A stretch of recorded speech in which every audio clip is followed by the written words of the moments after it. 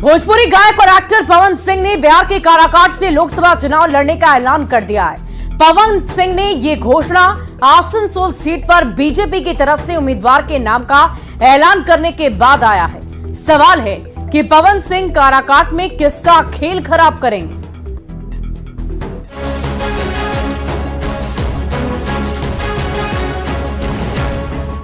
भोजपुरी फिल्मों के power star Pawan Singh ने बिहार के काराकाट सीट से लोकसभा का चुनाव लड़ने का ऐलान कर दिया है। पवन सिंह ने सोशल मीडिया साइट एक्स पर पोस्ट कर इस बात की घोषणा कर दी। पवन सिंह ने लिखा है, माता गुरुतरा भूमेरु, अर्थात माता इस भूमि से कहीं अधिक भारी होती है और मैं अपनी मां से वादा किया था कि मैं इस बार चुनाव लड़ूंगा। मैंने निश्चय किया है कि मैं 2024 का लोकसभा चुनाव काराकाट बिहार से लड़ूंगा। जय माता दी। पवन सिंह ने काराकाट सीट से चुनाव लड़ने का ऐलान बीजेपी की 10वीं लिस्ट सामने आने के बाद की, जिस लिस्ट में पश्चिम बंगाल की आसनसोल सीट से बीजेपी ने एसएस अहलूवालिया के नाम का ऐलान किया है। आपको बताएं कि बीजेपी ने पहले आसनसोल सीट पर पवन सिंह को ही उम्मीदवार बनाया था, लेकिन किसी कारणवश पवन सिंह ने आसनसोल सीट से चुनाव लड़ने से मना कर दिया था। कयासबाजी ये थी कि पवन सिंह आरा से चुनाव लड़ना चाहते हैं। अब सवाल है कि आरा के रहने वाले हैं और आरा से ही टिकट चाहने वाले पवन सिंह ने काराकाट से चुनाव लड़ने का फैसला क्यों किया?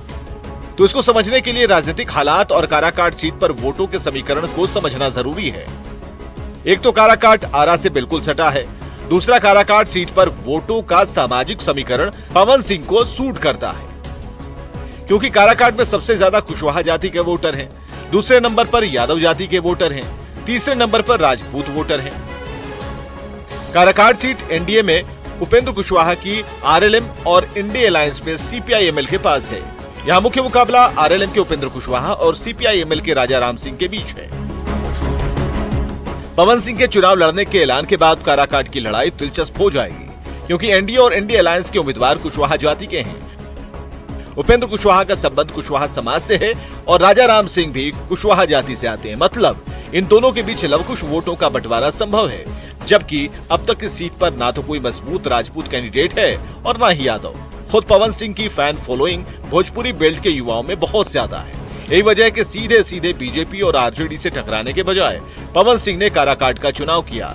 लेकिन जनता का आशीर्वाद कितना मिल पाता है, ये 4 जून को पता चलेगा। Bureau report, news 18।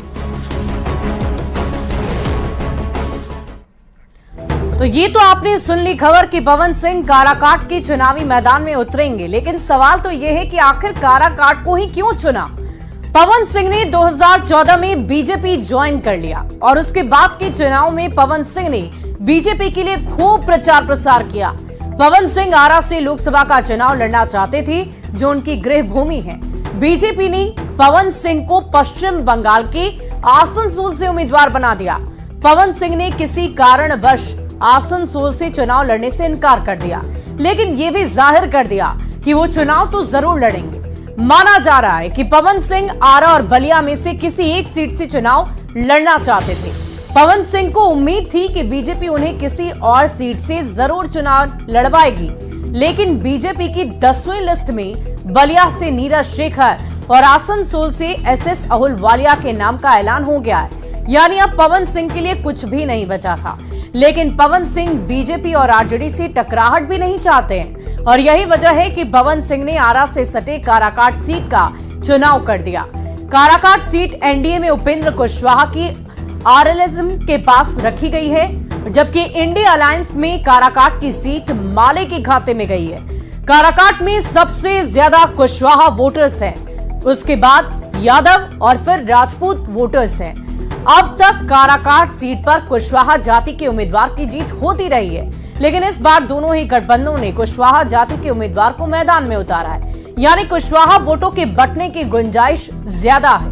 यही वजह है कि पवन सिंह ने काराकाट सीट का चुनाव कर लिया। हालांकि काराकाट की जनता किसे चुनती है, ये देखना बेहद दिलचस्प होगा। काराकाट लोकसभा क्षेत्र में कुल मिलाकर मतदाताओं की संख्या की अगर हम बात करें, 18,72,409 पुरुष मतदाता हैं और 97,428 महिला वोटर्स हैं। ट्रांसजेंडर 68 और लोकसभा सीट पर सबसे ज्यादा किस जाति के मतदाता हैं वो भी बता देते हैं। कुशवाहा जाति के मतदाता सबसे ज्यादा हैं और उसके बाद यादव है, तीसरे नंबर पर राजपूत जाति